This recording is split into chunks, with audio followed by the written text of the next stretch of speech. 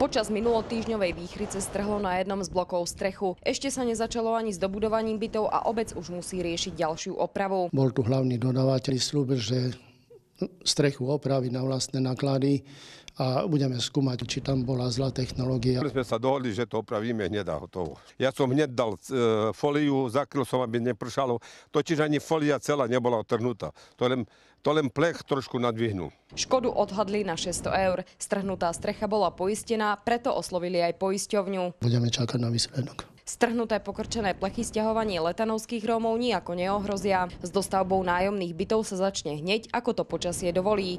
Chýbajú tam elektrické prípojky, verejné osvetlenie a prístupová cesta. Osadníci sa novej strechy nad hlavou nevedia dočkať. Čo si zoberiete z týchto chatrčí do nových bytov?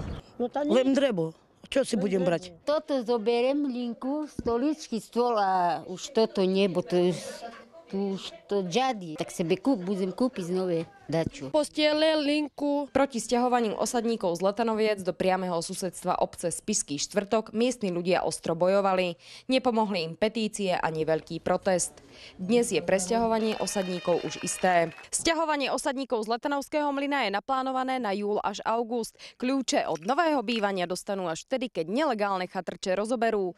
Keď si túto povinnosť nesplnia, obec svojich obyvateľov deložuje. Marie Balážová, RTVS.